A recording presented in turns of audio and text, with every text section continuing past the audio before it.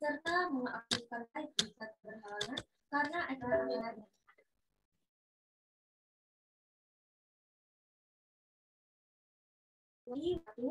Alhamdulillahirrahmanirrahim. Wassalamu ala asyrafil anbiya'i wal mursalin wa ala alihi wa sahbihi ajma'in. Amma ba'du.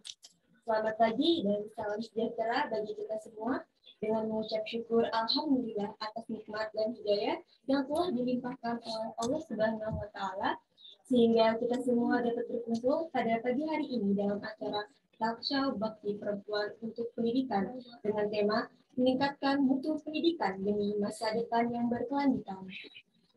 Yang terhormat, Koordinator Program Studi Pendidikan Guru Pendidikan Anak Usia Dini Fakultas Keguruan dan Ilmu Pendidikan Universitas Muhammad Warman, Bapak Dr. Haji Putri Raharjo, MS. Yang kami hormati narasumber kita, Bapak Fakhrul Raji, SPD MPD. Yang kami hormati Bapak dan Ibu dosen Fakultas Keguruan dan Ilmu Pendidikan Universitas Muhammad Warman dan para alumni pengurus 5 PGPAUD Aktif Universitas Muhammad Warman. Dan yang kami banggakan, para peserta dan seluruh hadirin yang berbahagia. Izinkan saya Gabriela Elma Manusia membuka acara sebagai Master of Ceremony pada pagi hari ini.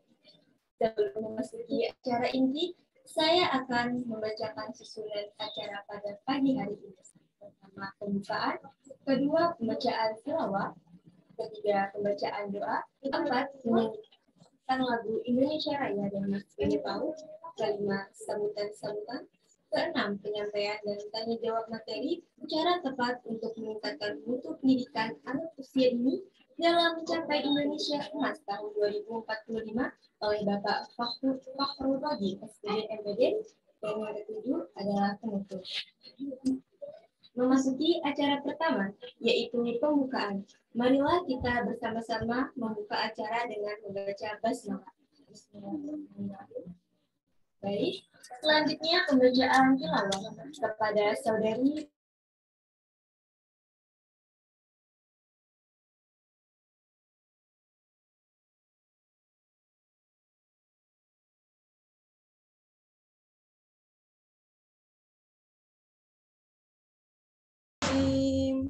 Bismillahirrahmanirrahim. Wadduha wallaili idza saja ma wadda'aka rabbuka wa ma qala.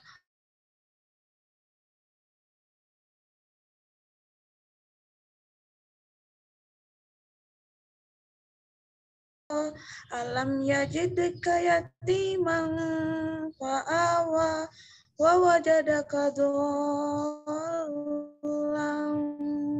fahada wa wajadaka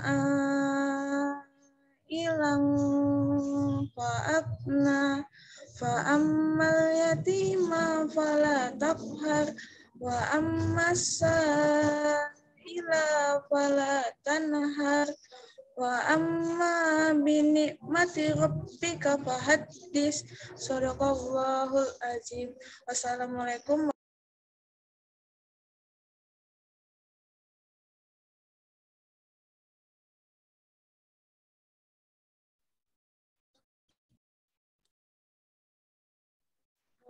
Terima kasih kepada saudari Dia Kanyasada.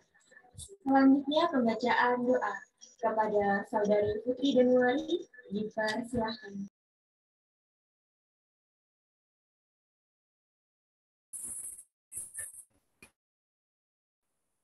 Assalamualaikum warahmatullahi wabarakatuh. Marilah sejenak kita bersama-sama menundukkan kepala bermunajat kepada Tuhan agar kegiatan kita hari ini diberkahi dan bisa berjalan dengan lancar. Bagi yang non-muslim silahkan berdoa menurut keyakinan atau menyesuaikan. Bagi yang muslim akan saya pimpin dengan diawali membaca Ummul Kitab. Al-Fatihah. Bismillahirrahmanirrahim. Allahumma sholli ala Sayyidina Muhammad wa ala ali Sayyidina Muhammad. Ya Allah ya Rahman, pada hari ini kami hendak menyelenggarakan kegiatan untuk pendidikan. yang bertema meningkatkan pendidikan demi masa depan berkelanjutan. Dengan memohon ridho dan izin-Mu, berkahilah semua langkah dan perbuatan kami, dan jadikanlah itu semua nilai ibadah dan nilai ilmu yang bermanfaat kepada kami dan orang-orang di sekitar kami. Ya Allah, ya Wahid, Engkau yang Maha mempersatukan. Kami memohon perkuatkanlah persatuan di antara kami. Janganlah Engkau biarkan ada perpecahan di antara kami. Kami ingin kuat dalam persatuan itu agar lebih bermanfaat untuk agama, negara, dan bangsa ini. Allah ya Ghafur, Engkau yang Maha Pengampun atas segala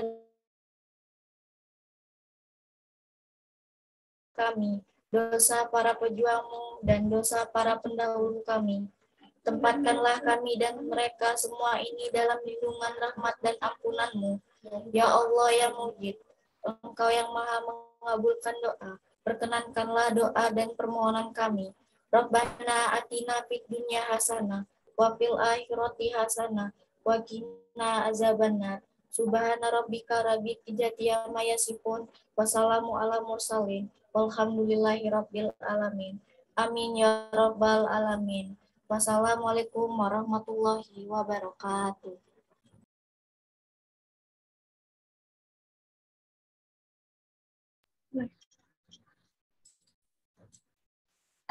Terima kasih kepada Saudari Putri Januari.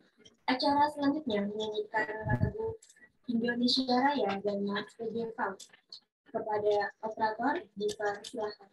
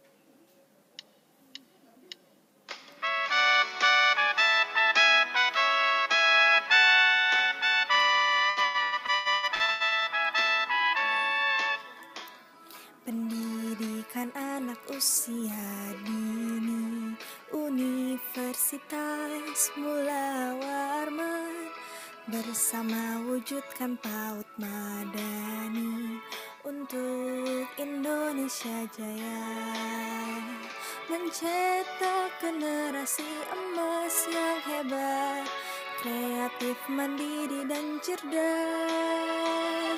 Pendidikan anak usia dini, Universitas Mula Warman.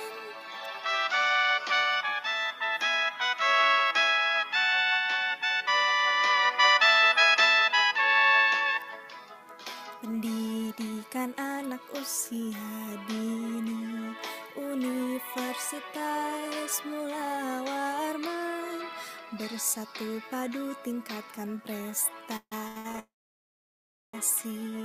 PAUD tanah air kita, mencetak generasi emas yang hebat, kreatif, mandiri, dan cerdas. Pendidikan anak usia dini, Universitas Mula Warman. Pendidikan anak usia dini, Universitas Mula Warman.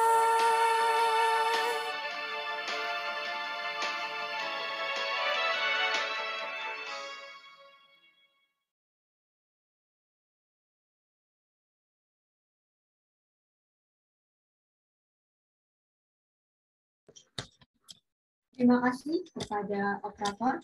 Acara selanjutnya yaitu sambutan dari Ketua Hima PG PAUD FK Unmul sekaligus membuka acara taksal Bakti Perempuan untuk Pendidikan kepada Saudari Oktavionika. Silakan.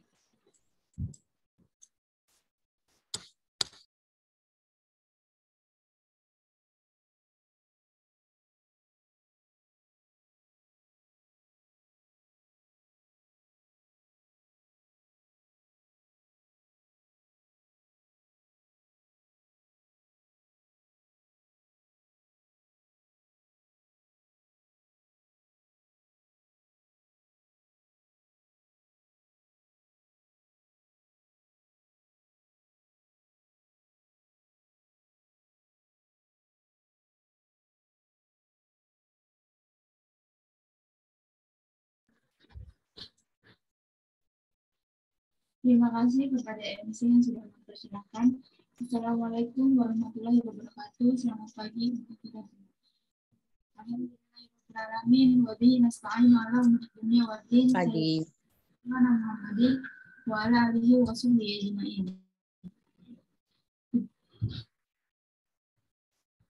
Puji syukur kita haturkan kepada Tuhan Yang Maha Esa yang telah memberikan kita rahmat serta hidayahnya sehingga kita bisa melakukan acara Bakau dengan Allah dengan berkah ini. Tak lupa salawat serta salam kita haturkan kepada Nabi kita, Nabi Allah, Nabi Muhammad SAW beserta keluarganya karena beliau sudah membawa umatnya dari zaman jahiliyah menuju zaman dengan ilmu pengetahuan yang baik. Di hari yang penuh kebahagiaan ini, saya selaku Ketua Hima mengucapkan terima kasih kepada para panitia dan para pengurus acara Bakau sehingga acara Bakau ini sudah berjalan dengan sangat baik pada hari ini.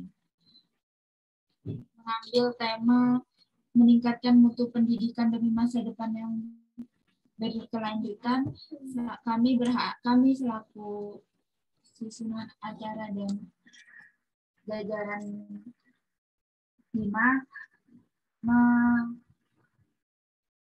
mengharapkan kita bisa meningkatkan mutu pendidikan nanti di kedepannya karena kita sebagai calon pendidik, sebagai calon guru bagi anak-anak depannya.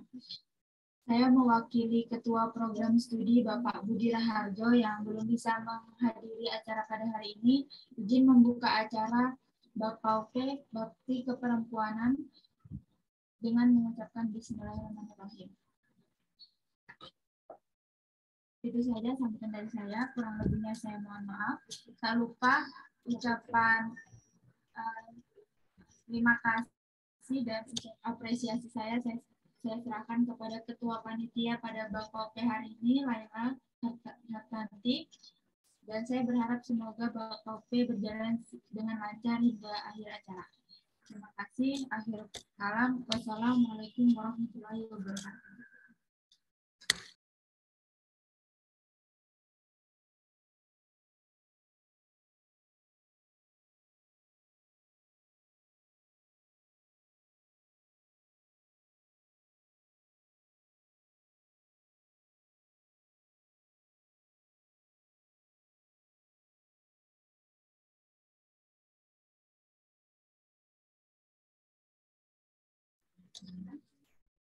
Terima kasih kepada Saudari Dila Oktavionita. Selanjutnya kita memasuki acara inti, yaitu penyampaian materi cara tepat untuk meningkatkan mutu pendidikan anak usia dini dalam mencapai Indonesia Emas tahun 2045 yang akan dipandu oleh Saudari Fira Azahra selaku moderator pada hari ini. Kepada Fira Azahra untuk memandu acara inti, dipersilahkan.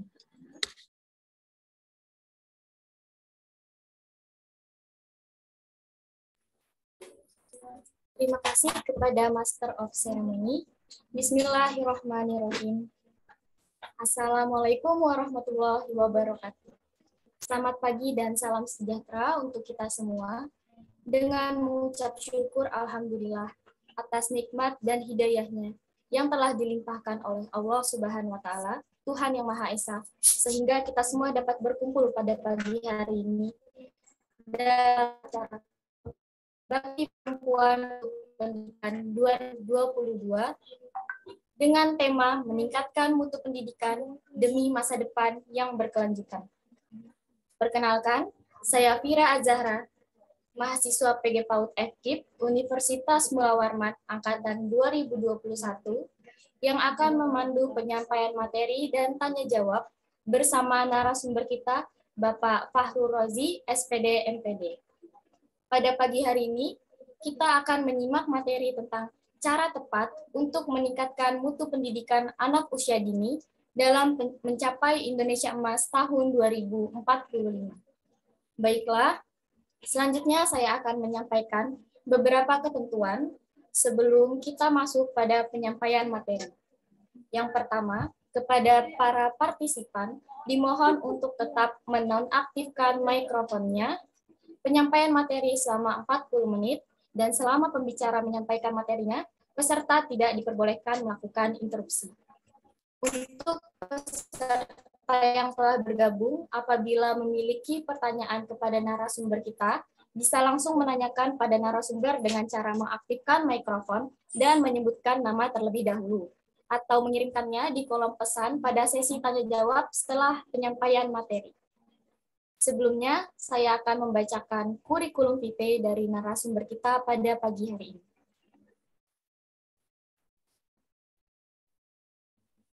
Nama,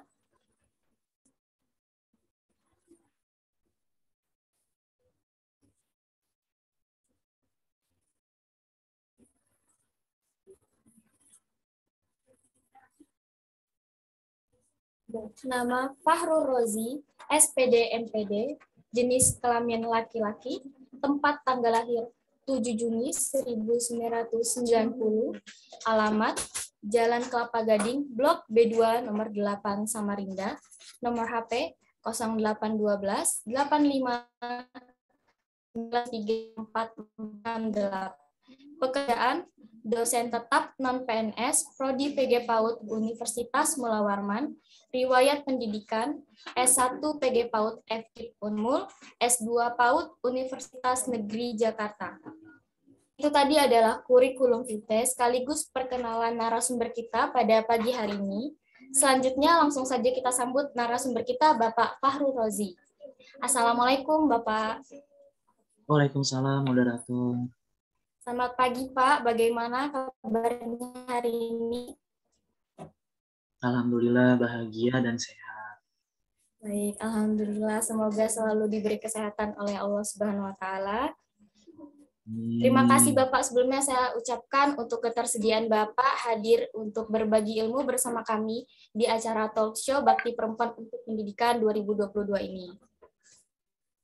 Mungkin kepada operator saya persilakan untuk mempersiapkan materinya.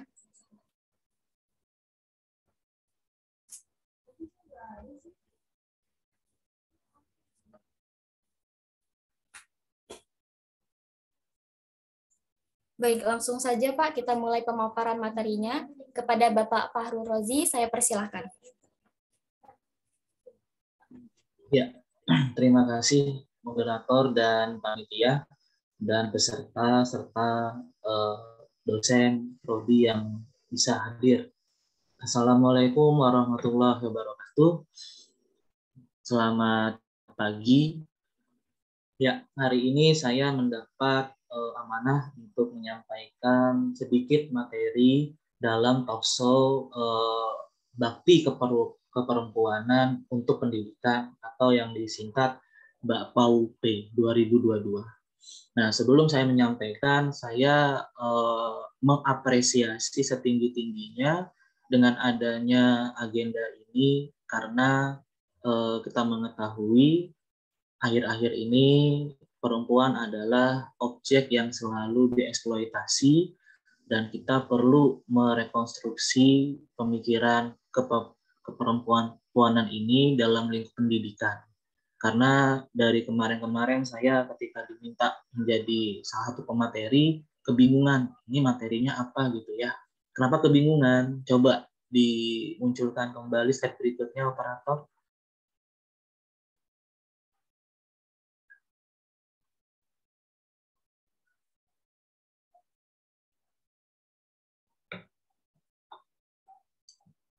Ya, inilah yang membuat saya bingung karena judulnya adalah cara tepat untuk meningkatkan mutu pendidikan anak usia dini dalam mencapai Indonesia Emas tahun 2045.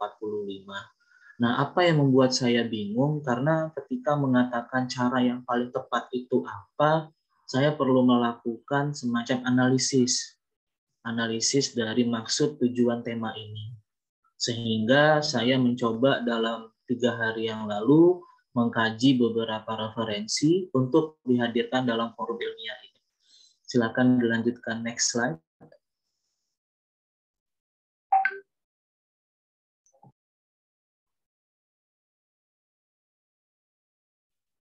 Nah, muncul pertanyaan saya, ada apa di tahun 2045 di Indonesia? Isu yang dibangun adalah usia kemerdekaan Indonesia mencapai genap 100 tahun. Nah, di 2045 tentu saya dan Anda sudah berusia lebih dari 10 tahun dari usia sekarang. Dengan kata lain, Anda dan saya adalah generasi-generasi yang diletakkan kewajiban, tanggung jawab, dan peran untuk mengawal kemerdekaan Indonesia yang menggenapi 100 tahun tersebut. Nah, apa intinya? Ada 2 hal dari sumber referensi yang saya telusuri dari Master Plan Percepatan dan Perluasan Pembangunan Ekonomi Indonesia. Yang pertama adalah adanya sebuah harapan Indonesia menjadi bangsa yang maju dan diproyeksikan Indonesia menjadi satu dari 7 kekuatan ekonomi dunia. Nah, kita menyadari bahwa isu-isu yang berkembang saat ini adalah peningkatan ekonomi dalam masa pandemi kritis. Nah, inilah yang menjadi titik balik bahwa kita ternyata diharapkan mampu membangun Indonesia yang maju. Nah, pendidikan yang saat ini kita sedang jalani dan ikuti, ternyata dalam kajian tersebut adalah bidang yang paling strategis untuk menyiapkan SDM agar siap dalam mewujudkan Indonesia Emas yang akan datang. Ini tentu menjadi tantangan terberat dan terbesar bagi kita orang pendidikan. Kenapa? Karena kita akan berhadapan dengan stigma bahwa beberapa pekerjaan-pekerjaan di pendidikan akan tergantikan oleh robot. Kita menyadari saat ini kita sudah banyak berinteraksi dengan aplikasi-aplikasi tertentu. Dan menutup kemungkinan 10 tahun ke depan, mungkin kita akan berinteraksi dengan para robot yang menyerupai aplikasi. Nah, kita tidak mau anak didik kita itu dididik oleh robot. Karena pasti ada kekurangannya meskipun teknologi akan mengalami kemajuan yang signifikan. Ya, selanjutnya.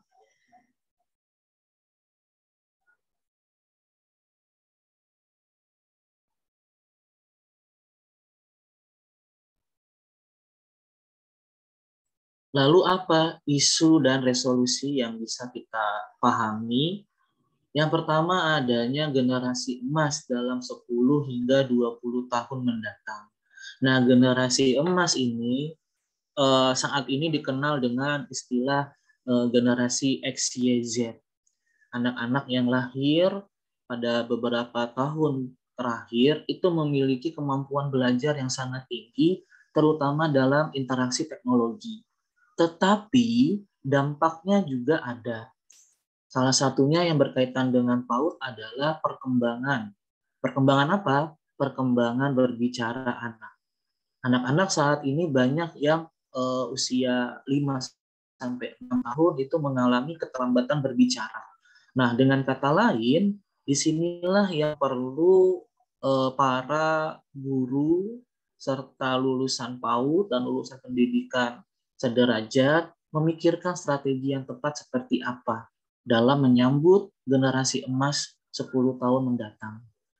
Nah, dari kajian yang ada, usaha untuk meningkatkan mutu pendidikan di Indonesia ada 7 strategi. Yang pertama, meningkatkan anggaran pendidikan. Nah, anggaran pendidikan ini tentu sudah meningkat yang dilakukan oleh pemerintah. Dalam hal ini kita bisa menikmati dari segi adanya program beasiswa bidik misi ataupun istilah lain yang sudah berubah, kemudian infrastruktur pendidikan yang semakin diperbaharui.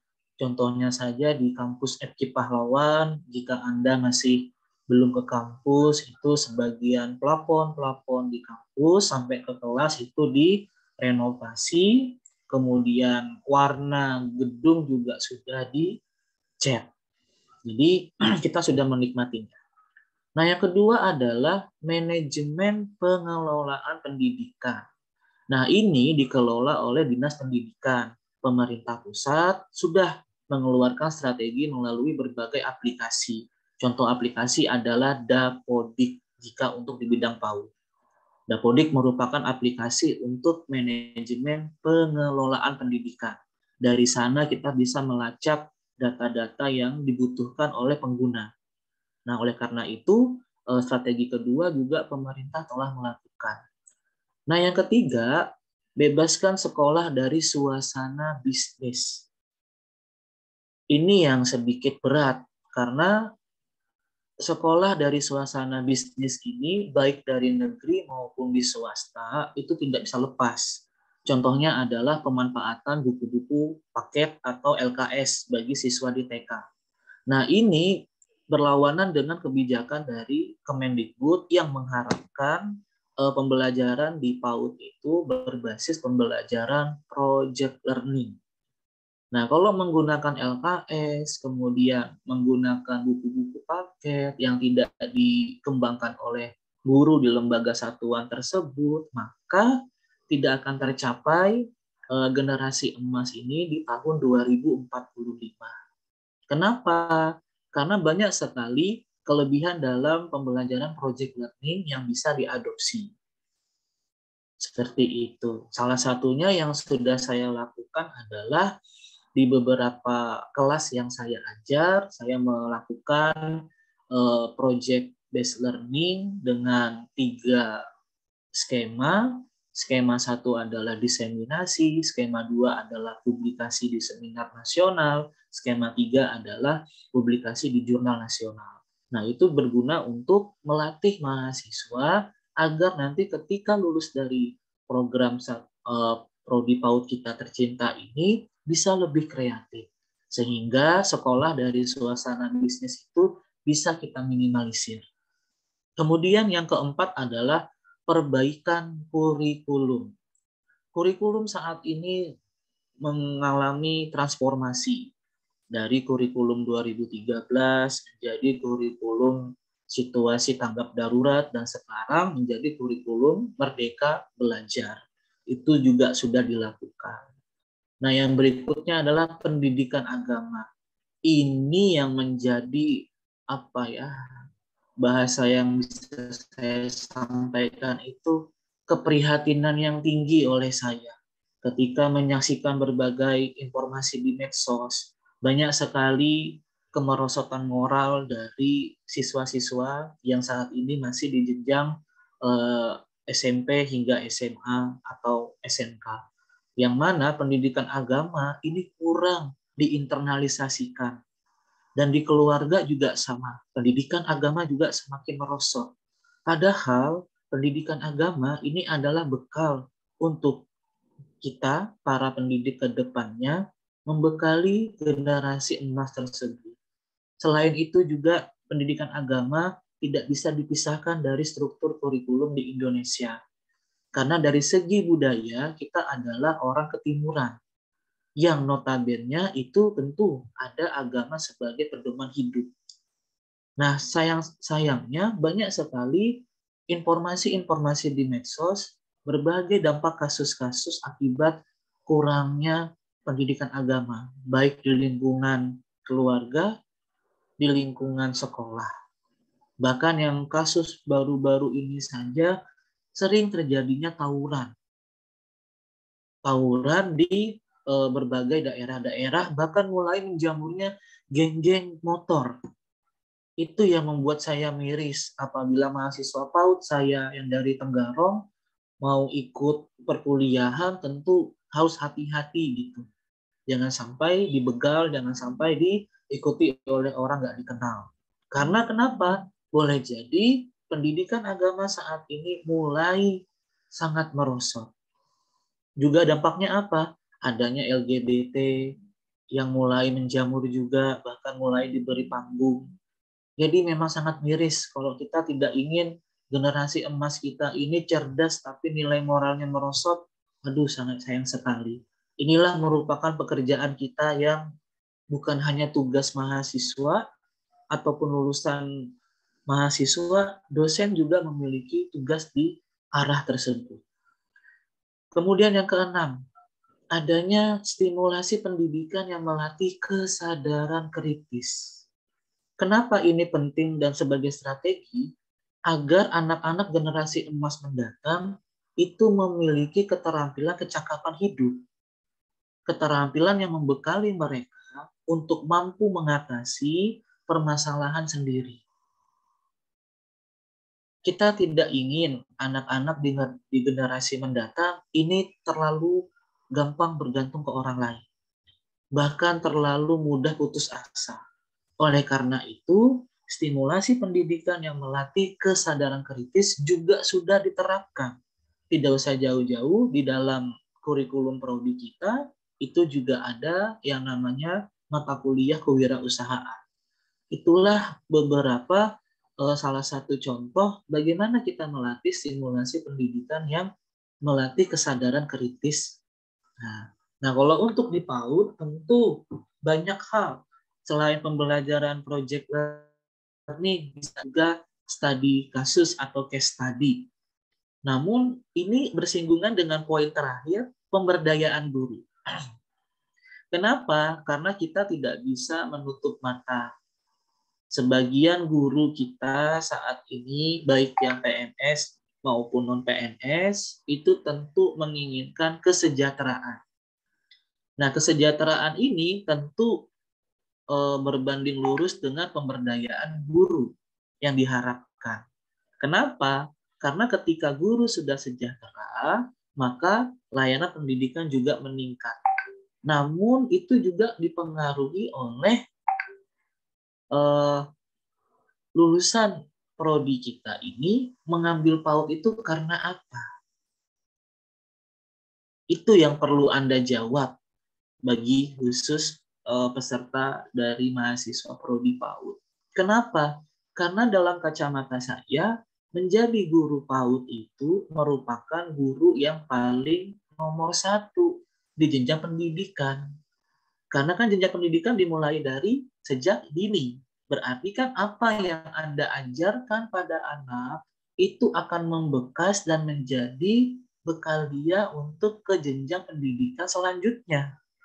Oleh sebab itu, tentu guru PAUD ini seharusnya mendapat apresiasi yang paling berat dan yang paling tinggi. Karena mengajarkan anak untuk membaca, menulis, berhitung, itu bukan tanggung jawab guru PAUD, tapi orang tuanya. Guru PAUD adalah elemen lingkungan pendidikan yang membantu anak untuk siap belajar dan siap bersekolah. Nah, framing ini yang tidak dipahami oleh keluarga dan masyarakat. Sehingga banyak keluarga dan masyarakat membanding-bandingkan antara sekolah A dan sekolah B. Terutama kita membandingkan dari sekolah A yang berada di perkotaan dan sekolah B yang berada di pedesaan. Ini yang belum bisa tercapai. Nah, kajian ini saya kutip dari artikel Darman 2017. Sehingga kata kuncinya adalah dari isu dan resolusi yang saya tawarkan ini adalah bagaimana lulusan EdKid ini mampu menjadi guru yang sebagai kunci utama keberhasilan sumber daya manusia. Next slide.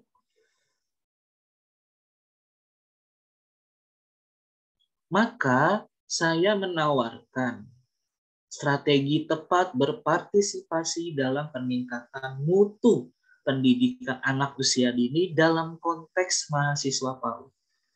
Silakan diklik lagi karena ada gambarnya itu. Lagi.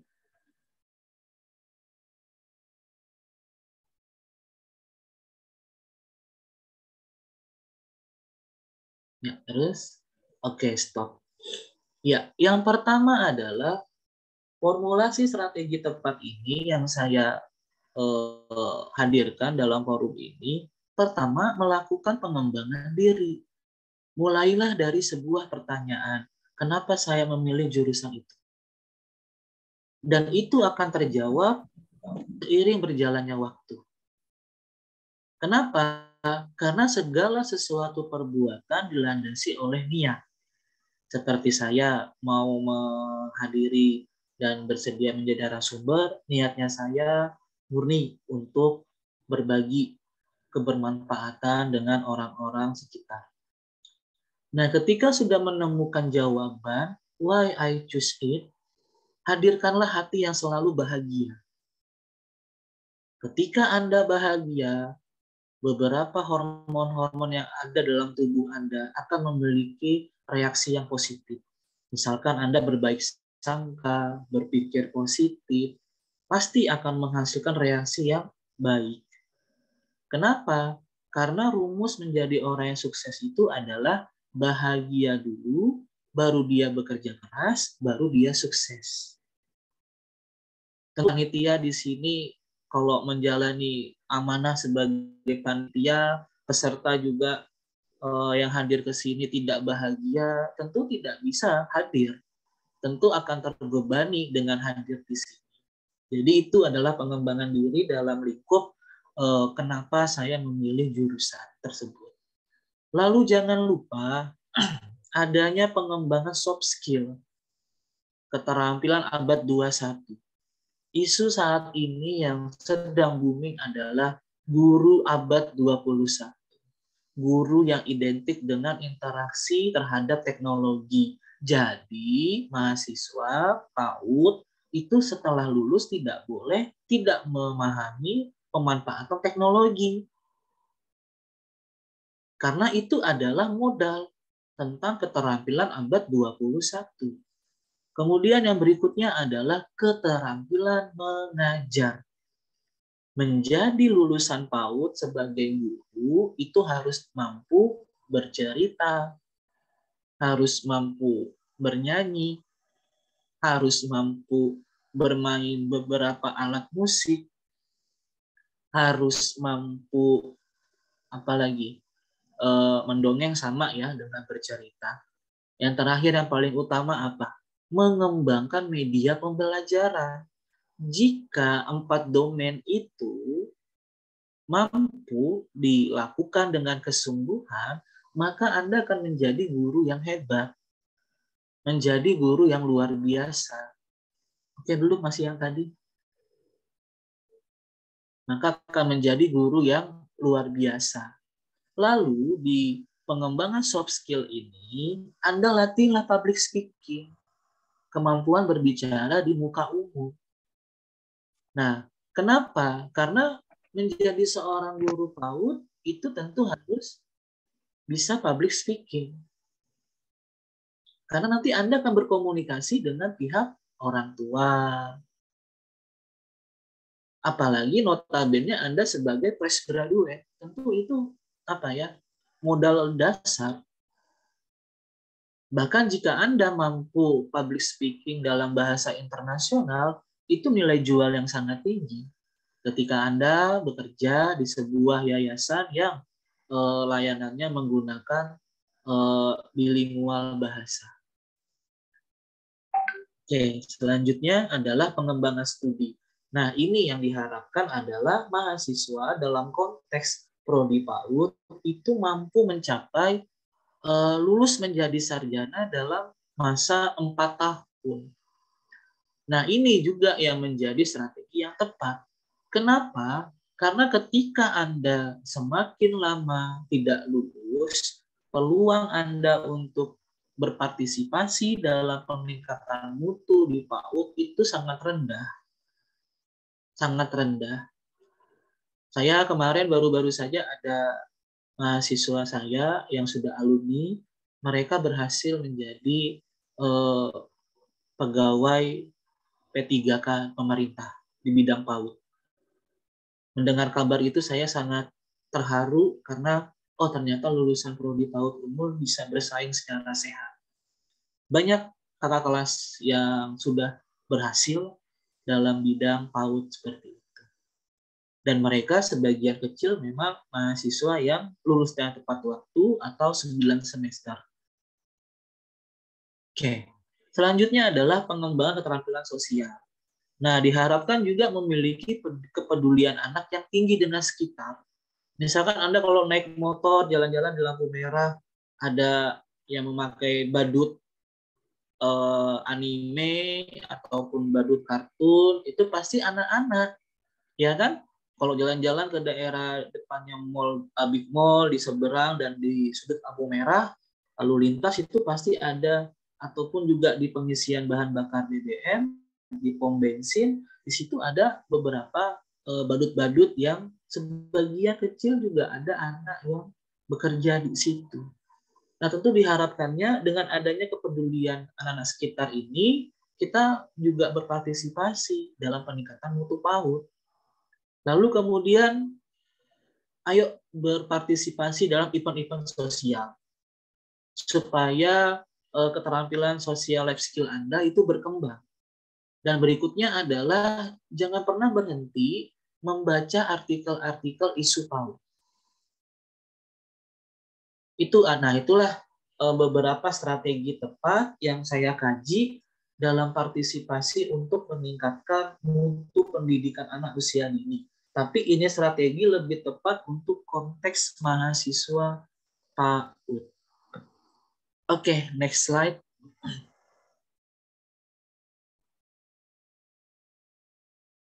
Lagi ya.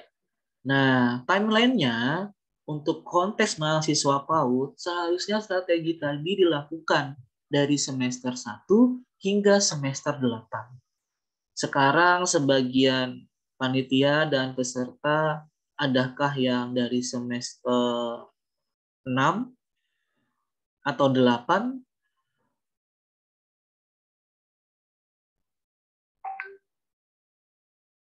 Kalau belum ada, maka bisa dikatakan sampai semester 4. Kenapa?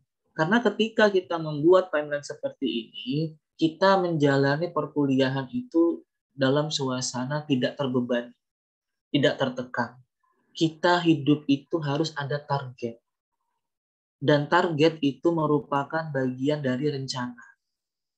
Nah, kalau kita selalu berpatokan, kita nggak usah merencanakan karena rencana Tuhan itu yang paling indah. Itu sangat lucu sekali. Memang rencana Tuhan adalah rencana yang paling indah. Tapi kita juga perlu merencanakan untuk diri kita sendiri. Ketika itu berhasil, berarti itu rezeki bagi kita. Ketika rencana itu ternyata tidak berhasil, maka itu adalah ujian bagi kita. Ya kan? Karena dalam beberapa ayat Al-Quran ada yang berbunyi boleh jadi kamu tidak menyukai sesuatu padahal itu baik bagi kamu. Boleh jadi kamu menyukai sesuatu tetapi itu tidak baik bagi kamu. Kira-kira begitu. Nah, itulah yang menjadi semangatnya kita sebagai pembelajar. Saya pun menerapkan itu. Ketika saya sudah merencanakan sesuatu dengan sangat cermat, dengan sangat kesiapan domestik yang tinggi, ternyata Allah punya kehendak lain, ya saya balikan ke ayat tersebut. Saya balikan ke hal-hal bahwa, oh ternyata saya sedang diuji. Kenapa? Karena dengan seperti itu kita juga menumbuhkan rasa bersyukur. Bersyukurnya apa? Bersyukur kita masih punya kesempatan memperbaiki langkah kita. Tapi kalau kita ketika mendapat ujian langsung menyalahkan keadaan, bahkan sampai menyalahkan Tuhan, maka kita tidak bisa berpartisipasi untuk peningkatan mutu di PAUD. Karena masalah kita sendiri saja, kita nggak bisa menolak. Oke, selanjutnya, next slide.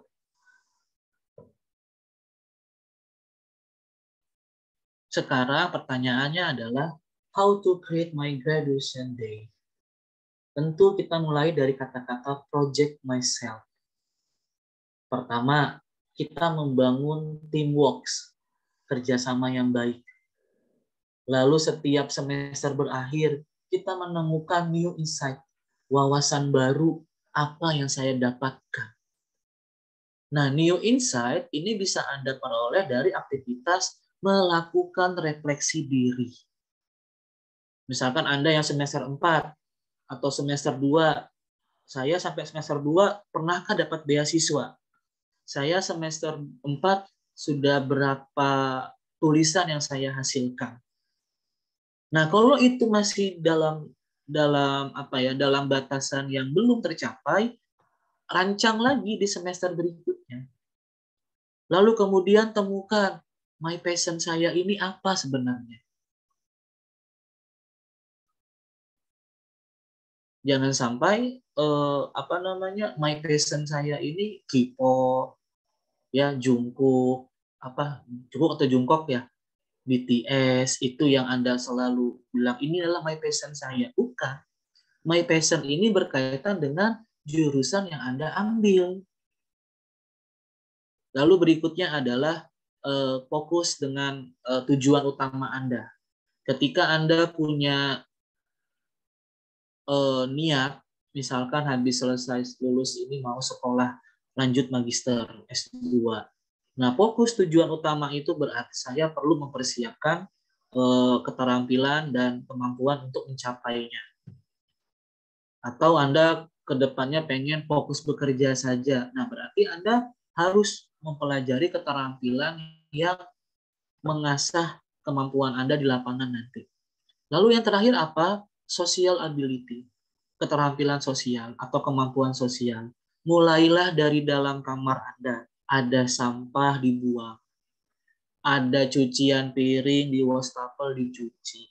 Jangan sampai berpikiran, saya ini kan mahasiswa dan sarjana, nggak zaman lagi cuci piring. Saya ini kan mahasiswa dan sarjana, nggak zamannya lagi masak, pesan GoFood aja. Maaf ya, ini bukan endorse ya dengan merek tertentu, tapi ini adalah sebuah contoh kasus. Karena ada mahasiswa di prodi yang orang tuanya berkeluh kesah ke saya mengatakan, Pak Uji, ini anak saya, tolong dong Pak dinasehati. Kenapa Bu? Cuci piring aja nggak mau Pak sekarang. Oh gitu.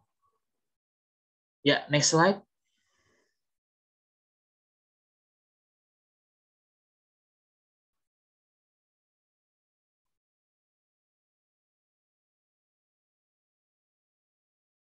Nah, ini adalah referensinya jika mau dibaca kembali oleh peserta maupun panitia. Ini beberapa referensi yang saya lacak, baik dari sumber artikel, sumber website atau blog, dan sumber YouTube. Nah, dengan berakhirnya presentasi tadi, saya tutup dengan salah satu video yang mohon operator memutarkan video tersebut yang dari referensi keempat. Ini menjadi renungan bersama dan bahan kajian untuk kita semua. Terima kasih. Saya serahkan kembali ke operator dan moderator.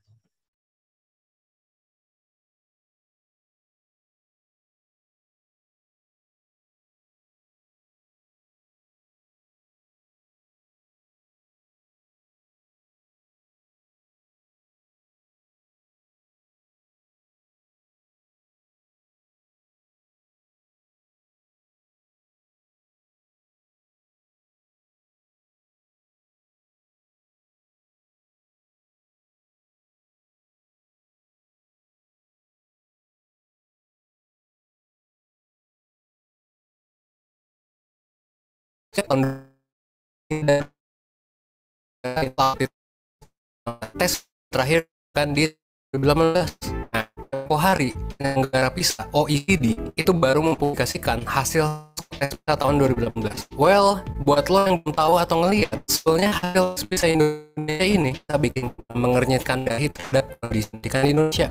Karena ternyata itu relatif rendah jika dibandingkan dengan negara-negara lain. Ada 3 aspek yang menentukan total skor PISA. Pertama adalah membaca, kedua adalah matematika, dan ketiga Sepertinya jaringan tidak support ya.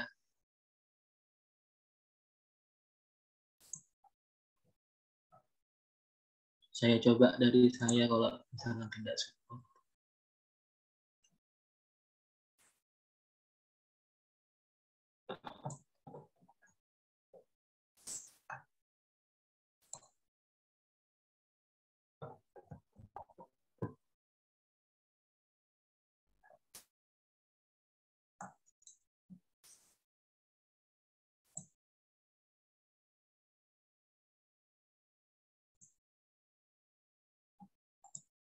Sepertinya jaringannya nggak mensupport ya.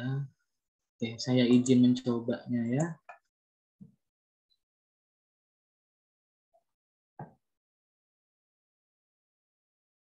Semoga terdengar suaranya ya.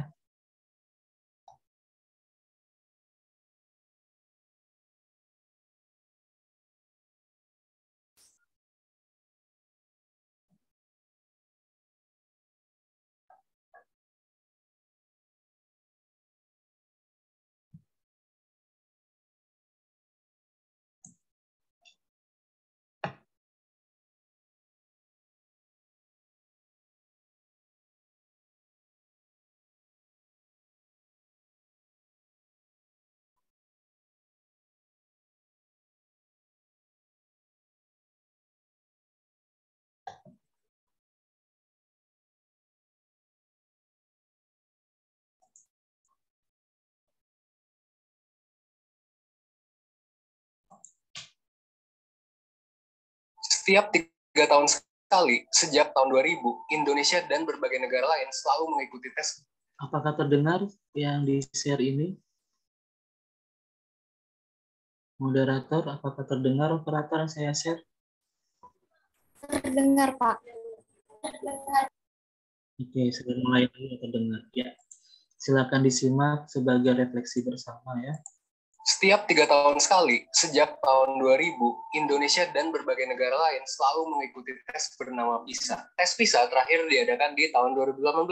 Nah, tempo hari, penyelenggara PISA OECD itu baru mempublikasikan hasil skor tes PISA tahun 2018.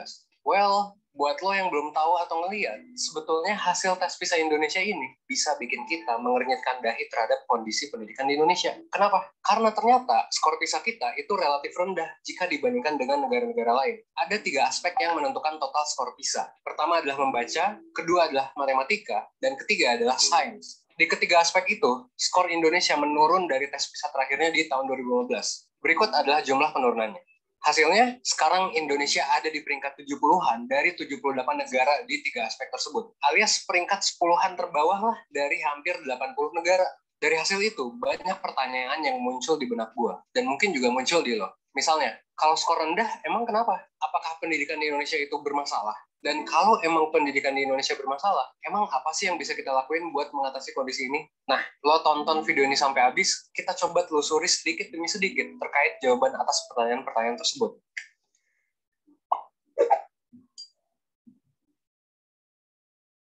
Nah, mungkin banyak dari lo yang bertanya-tanya, emang PISA itu apa sih? Emangnya PISA itu penting? Untuk menjawab pertanyaan itu, sebetulnya kita perlu kembali ke masa-masa di saat PISA mulai dibentuk. Kita perlu melihat sejarah kenapa PISA bisa ada. Emang sejarahnya gimana?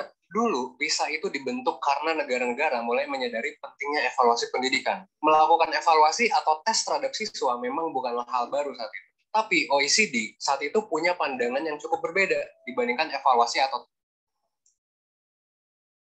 Hai pemain 1, siap hadapi tantangan ini? Masuki Valorant dan main sebagai salah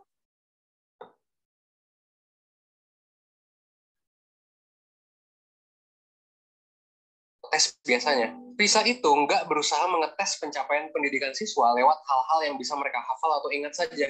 Jadi fokusnya bukan di hafalan, tapi bisa ngelihat gimana siswa, khususnya yang umurnya 15 tahun, itu bisa siap dalam menjalani kehidupan. Karena penyelenggara PISA itu menyadari bahwa menghafal aja itu nggak cukup buat kita untuk menjalani kehidupan dengan baik. Ada 3 hal yang perlu ditekankan oleh sistem pendidikan. Pertama, kita perlu bertanya, ketika semua pekerjaan udah berubah, terus nanti muncul robot dan lain sebagainya, apakah siswa-siswa ini bisa menghadapi tantangan di masa depan? Yang kedua, apakah siswa-siswi ini setelah lulus, bisa nggak sih mereka melakukan analisis dan penalaran logika yang baik? Karena ini adalah fundamental. Kalau logikanya nggak baik, maka pelajaran apapun yang diterima bisa jadi nggak diterima secara baik juga.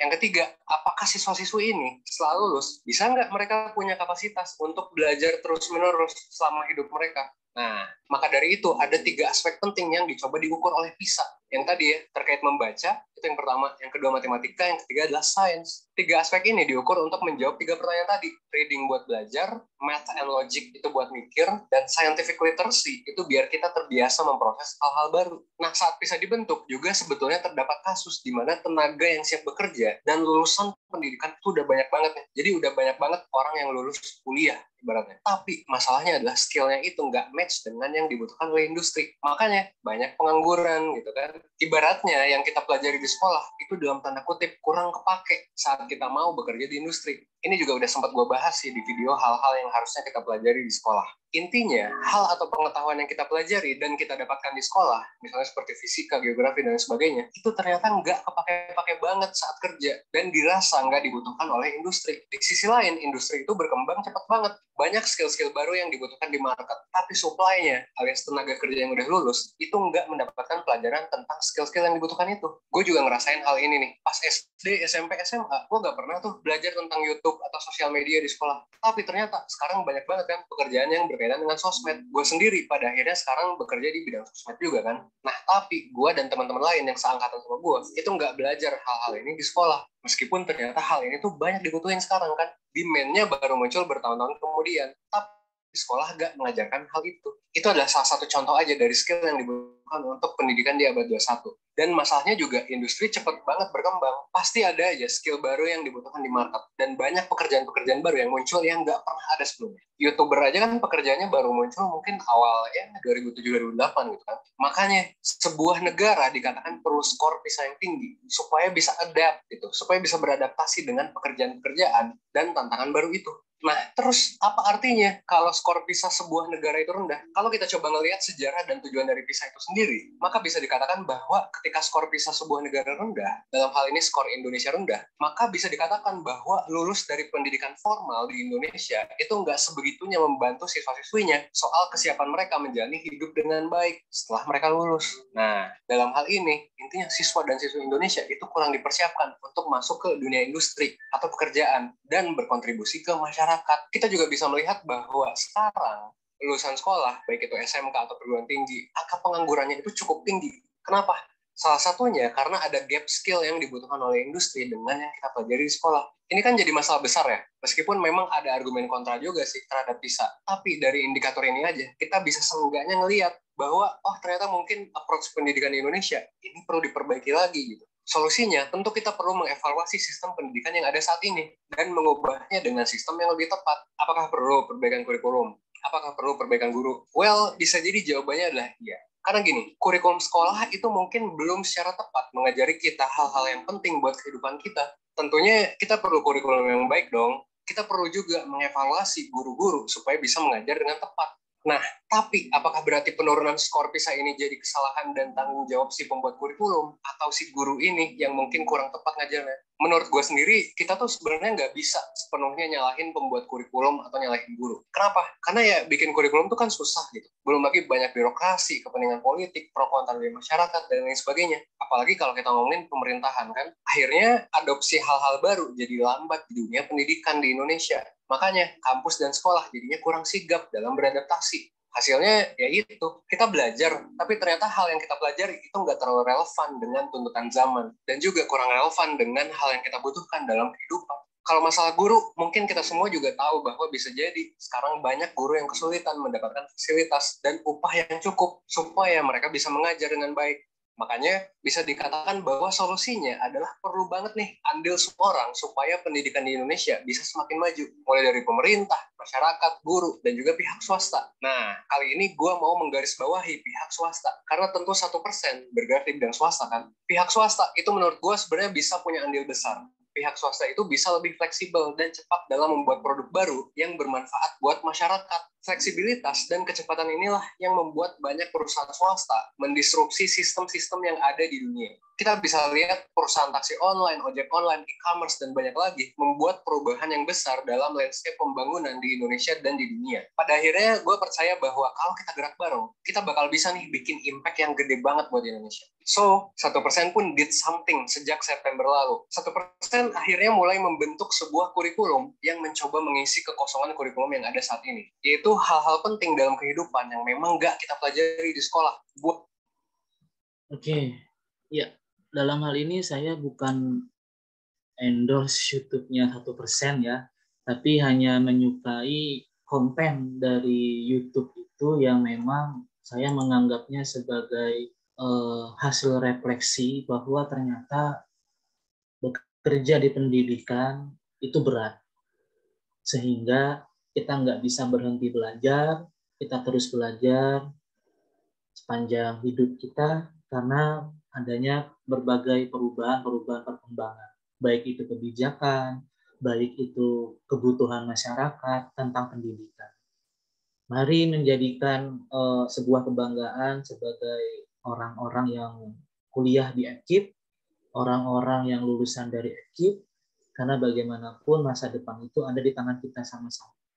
Jadi ayo bergerak bareng-bareng, ciptakan sebuah sejarah yang nantinya akan kita nikmati di tahun 2045. Mungkin itu saja closing statement dari saya. Saya serahkan kembali kepada moderator. Terima kasih telah menyimak, terima kasih telah menyaksikan sampai tuntas. Wassalamualaikum warahmatullahi wabarakatuh. Waalaikumsalam warahmatullahi wabarakatuh. Baik, saya ucapkan terima kasih kepada Bapak Farul Rozi. Luar biasa sekali materi yang telah Bapak sampaikan tentang cara tepat untuk meningkatkan mutu pendidikan anak usia dini dalam mencapai Indonesia Emas tahun 2045, serta video yang sudah Bapak tayangkan tadi, tentunya sangat menambah wawasan serta ilmu pengetahuan kita. Sekarang kita tiba pada sesi yang ditunggu-tunggu oleh partisipan, yaitu sesi tanya-jawab. Saya izin untuk membacakan beberapa ketentuan sebelum kita memasuki sesi tanya-jawab. Yang pertama, peserta yang ingin bertanya dimohon untuk menyebutkan identitasnya terlebih dahulu. Selanjutnya, pertanyaan diajukan secara singkat, padat, dan jelas. Kepada peserta yang ingin bertanya, silakan untuk raise hand atau langsung open mic, atau bisa juga bertanya lewat room chat. Baik, langsung saja kita mulai sesi diskusi ini. Dipersilahkan kepada hadirin yang ingin bertanya.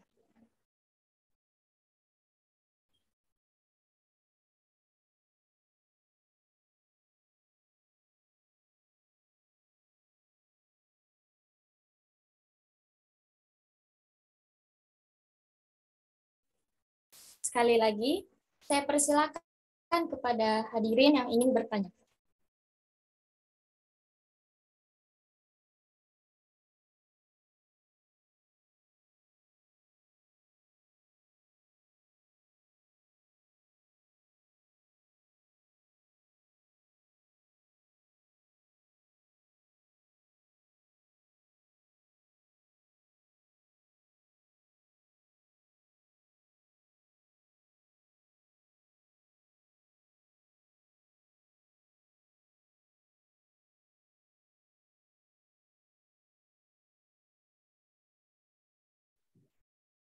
Mohon maaf Bapak, saya ingin bertanya. Saya Eka Marsya Putri. Saya ingin menanyakan tentang, tadi ada Bapak membahas tentang fenomena speech delay pada era digital saat ini untuk anak usia dini.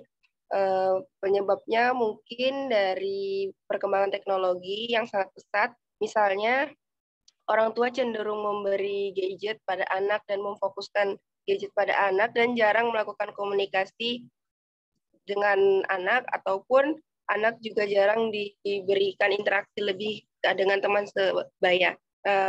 Yang ingin saya tanyakan, apakah Bapak ada solusi atau bagaimana cara kita sebagai pendidik untuk membantu mengembangkan atau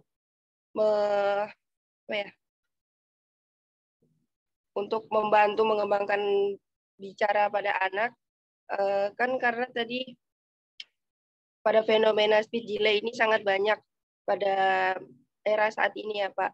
Jadi kita sebagai pendidikan juga nanti sebagai orang yang akan membantu perkembangan berbicara pada anak juga akan memikirkan cara. Mungkin dari Bapak ada saran atau solusi bagaimana? Terima kasih Bapak.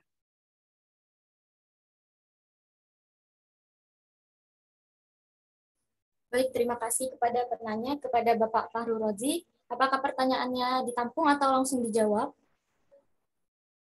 Ya, kita langsung jawab saja sambil menunggu penanya-penanya yang berikutnya gitu. Ya, konteks jawaban yang bisa saya sampaikan adalah pada hal apa yang bisa kita lakukan sebagai konteks mahasiswa. Tentu yang pertama adalah di Prodi kita punya mata kuliah pengembangan media dan API. Nah, mata kuliah inilah yang menjadi solusi untuk pembelajaran keterampilan berbicara pada anak usia dini. Salah satu media yang bisa digunakan untuk melatih anak yang mengalami gangguan keterlambatan berbicara adalah media flashcard. Kartu bergambar itu bisa dimanfaatkan. Itu dalam konteks mahasiswa PAUD. Namun, gangguan keterlambatan berbicara ini perlu dideteksi dini oleh dokter anak. Jadi kita juga perlu menjalin komunikasi kepada orang tua untuk bisa melakukan deteksi dini terlebih dahulu ke dokter anak. Sebelum kita selaku orang pendidikan memberikan stimulasi yang tepat kepada anak tersebut. Saya sendiri sudah melakukan stimulasi yang tepat kepada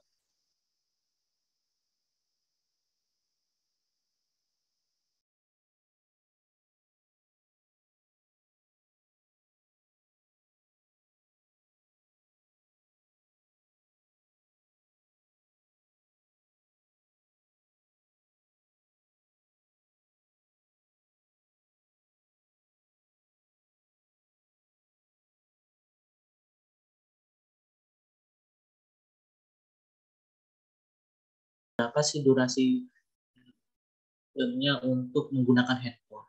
Barangkali itu untuk Eka Ambar Setia Putri. Jawabannya, terima kasih atas pertanyaannya.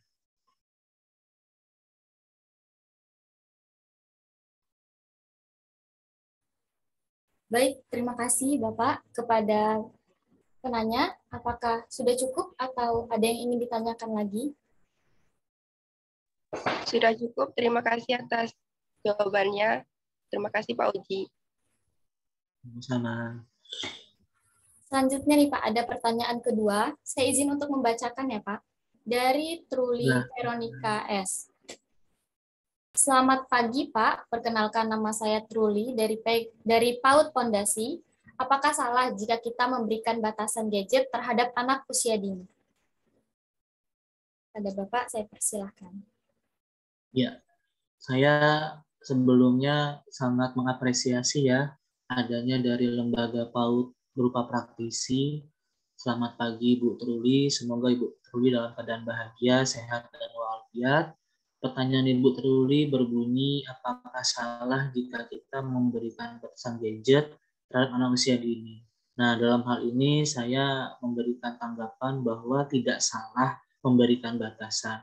Saya sendiri melakukan kepada anak saya yang sampai hari ini berusia 3 tahun 5 bulan, itu ketika dia berusia 1 tahun dibatasi main handphone, dan ketika dia memasuki usia 3 tahun ada kejadian suatu malam dia tantrum, nangis, mau minta handphone. Nah saat itu kalau saya bereaksi memarahi, saya bereaksi membolehkan, tentu tidak bagus efeknya. maka saya menggunakan batasan penggunaan gadget terhadap anak saya tersebut. Nah, tentu ketika kita membatasi gadget, ada solusi yang saya bisa tawarkan kepada Ibu Truli, yaitu kita ikut menghadirkan kegiatan bermain di rumah atau di sekolah. Nah, saya ketika membatasi anak menggunakan handphone, tentu saya ikut bermain di rumah. Kadang saya bermain dengan anak saya, supaya apa? Menumbuhkan kelekatan emosi dengan anak tersebut. Karena ketika dia menganggap handphone itu segala-galanya, maka kita akan kesulitan, Bu Truli, ketika nanti dia memasuki usia 5-6 tahun, karena telah terbentuk polanya ketika dia di usia 2-4 tahun. Mudah-mudahan bisa memberikan inspirasi. Jawaban saya, jika belum, ya bisa mencari di referensi lainnya. Terima kasih atas pertanyaannya dari Bu Truli. Itu tadi jawaban dari Bapak Fahrul Razi. Terima kasih Bapak untuk jawaban yang luar biasa, dan terima kasih juga kepada Ibu Truli Veronica. Selanjutnya, saya akan membuka lagi satu pertanyaan untuk partisipan. Jika ada yang ingin bertanya, saya persilahkan kembali.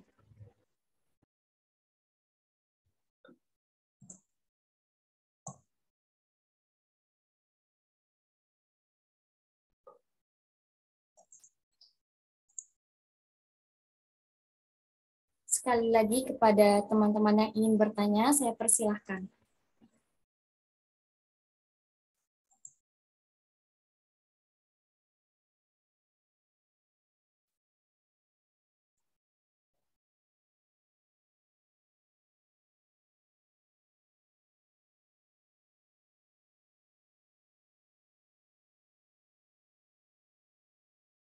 Ya, sepertinya sudah cukup, moderator. Sepertinya sudah cukup ya Pak dari partisipan. Mungkin tidak ada yang ingin ditanyakan lagi.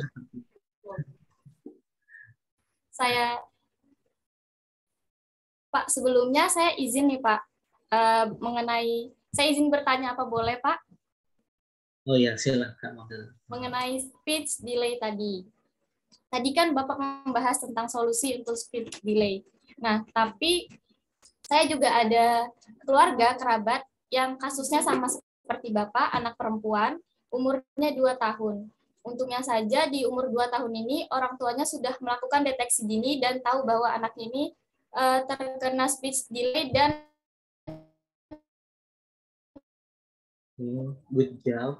autis ringan gitu Pak, dan melakukan tindakan seperti terapi dan membantu stimulasi untuk perkembangan anaknya ini. Nah, pertanyaan saya, bagaimana jika ada orang tua yang anaknya terkena speech delay atau keterlambatan berbicara tetapi seperti cuek atau menganggap bahwa masih umur segini, mungkin memang belum waktunya gitu. Gimana tuh caranya biar kita ngasih tahu tapi tanpa menyinggung gitu Pak, biar dipahami atau dimengerti gitu tanpa menyinggung perasaan orang tua tersebut. Terima kasih. Ya. Oke, ini pertanyaan yang memang ketika berhadapan dengan orang-orang terdekat gitu ya, bagaimana kita mengkomunikasikan supaya tidak tersinggung. Baik, tentu cara mengkomunikasikannya adalah kita perlu membangun komunikasi yang positif terlebih dahulu. Kita melakukan pendekatan dari segi pemikiran orang tua tersebut. Nah, saya melakukannya dengan adik saya yang tadi anaknya mengalami speech delay karena dia bekerja sebagai analis kesehatan ya di salah satu klinik di Samarinda. Ya, saya mencoba melakukan sebuah komunikasi. Pertama saya amati dulu anaknya. Ini loh anaknya belum bisa ngomong ya, saya bilang gitu. Saya tanya dulu seperti itu. Iya ini Kak, anakku belum gini-gini. Apa caranya Kak? Oh ya sudah, nanti coba bawa ke rumah, kita latihan belajar aja. Saya bilang begitu, jadi langsung ada bentuk pertanyaan yang kita coba hadirkan emosinya dia dulu gitu. Nah yang jadi berat itu kalau sasarannya bukan orang terdekat kita, tapi orang-orang yang barangkali orang tua murid ya. Orang tua murid yang menganggap enggak nanti usia 5-6 tahun bisa kok itu ngomong. Nah, ini yang memang agak berat karena kita perlu apa ya? Karena biar sekelas profesor sekali pun menjelaskan itu tidak bagus Bu, ini nggak bagus, mereka tidak akan menggunakan. Kenapa? Karena manusia itu egois kebanyakan. Apa buktinya? Kalau Anda moderator berfoto dengan teman, pasti yang dilihat foto itu wajah Anda dulu kan? Baru lihat foto teman Anda kan? Cantik nggak gambar foto saya di sini? Nah, seperti itu juga orang tua. Orang tua itu egois, menggunakan aturannya sendiri gitu. Jadi kita sebagai seorang pendidik ya memang mesti punya public speaking yang bagus, good public speaking, ketika menyampaikan tentang hal-hal yang berlawanan dengan perkembangan anaknya. Nah, jadi saya menjawab seperti itu, ya. Saya serahkan ke moderator. Baik, terima kasih banyak Pak. Terima kasih banyak untuk semua jawaban. Baik, selanjutnya saya izin untuk menutup sesi tanya jawab. Dan saya juga izin untuk membacakan kesimpulan dari materi yang telah disampaikan oleh Bapak Fahru Rozi pada pagi hari ini. Pada tahun 2045, usia kemerdekaan Indonesia genap 100 tahun. Artinya dalam kurun waktu 20 tahun ke depan akan terjadi banyak perkembangan dalam berbagai bidang, contohnya saja dalam bidang pendidikan, teknologi, dan ekonomi. Diperlukan cara yang tepat untuk mempersiapkan manusia yang dan berkelas dapat negara pada era tersebut. Pemerintah fokus pada generasi anak usia dini lewat program PAUD berkualitas, berkeadilan, berkesetaraan, dan menjangkau seluruh lapisan masyarakat. Untuk mencapai generasi emas Indonesia, maka perlunya peningkatan dalam mutu pendidikan. Strategi yang tepat berpartisipasi dalam peningkatan mutu pendidikan anak usia dini dalam konteks mahasiswa PAUD adalah pengembangan diri, pengembangan soft skill, pengembangan studi, dan pengembangan keterampilan sosial. Itu tadi adalah kesimpulan dari materi yang telah disampaikan. Mudah-mudahan apa yang telah kita lakukan pada hari ini bisa menjadi manfaat bagi kita semua di masa yang akan datang. Saya mewakili teman-teman mengucapkan terima kasih kepada Bapak Fahru Rozi, SPD MPD, selaku pemateri kita pada kesempatan kali ini yang telah meluangkan waktunya untuk hadir, dan terima kasih juga untuk seluruh peserta yang begitu antusias dalam menyimak materi kita pada kesempatan kali ini. Saya selaku moderator sesi ini memohon maaf yang sebesar-besarnya jika dalam penyampaian terdapat perkataan atau perilaku yang tidak berkenan di hati. Saya akhiri, terima kasih. Assalamualaikum warahmatullahi wabarakatuh.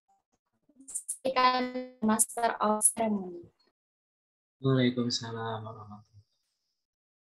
Saya boleh izin pamit ya karena ada undangan lagi. Baik, Bapak. Ya, terima kasih. Nanti nitip pesan ke Ketua Hima setelah selesai acara bisa komunikasi ke saya ya. Ada yang mau saya tanyakan gitu. Ya, terima kasih. Saya izin leave. Sukses untuk semuanya. Sudah, Pak.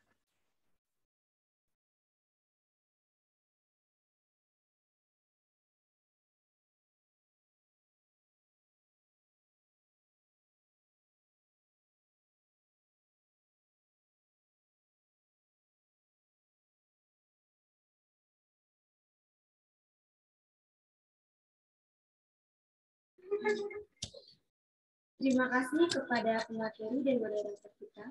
Luar biasa materi yang telah disampaikan oleh Bapak Fahru Rozi SPD MPD. Banyak sekali poin-poin yang tentunya menambah ilmu dan wawasan untuk kita. Acara selanjutnya yaitu penutup. Sebelum menutup acara pada hari ini, kami memohon kesediaan hadirin sekalian untuk melakukan seksi dokumentasi terlebih dahulu. Silakan para hadirin menyalakan kameranya bagi yang tidak ada kendala. Seksi dokumentasi, saya persilakan.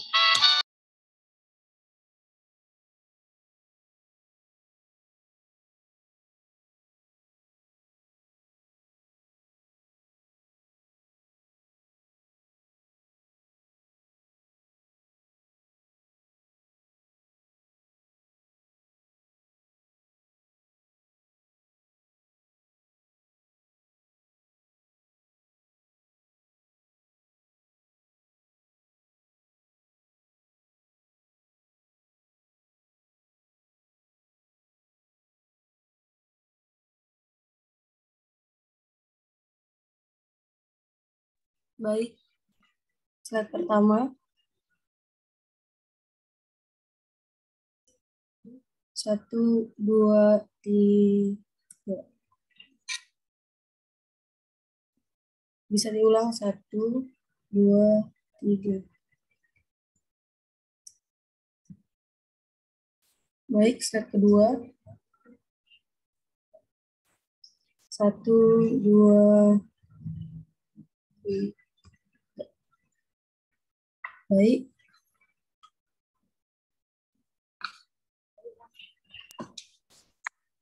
Terima kasih atas kesediaannya. Sudah kita di penghujung acara. Terima kasih kepada moderator dan pemateri yang sudah berbagi ilmu yang dapat menambah wawasan untuk kita semua. Saya ucapkan terima kasih kepada para peserta undangan dan hadirin sekalian yang sudah berhadir pada acara hari ini. Akhir kata, saya selaku Master of Ceremony memohon maaf yang sebesar-besarnya apabila terdapat kesalahan dari tutur kata dan perilaku selama memandu acara. Saya izin undur diri. Terima kasih. Wassalamualaikum warahmatullahi wabarakatuh.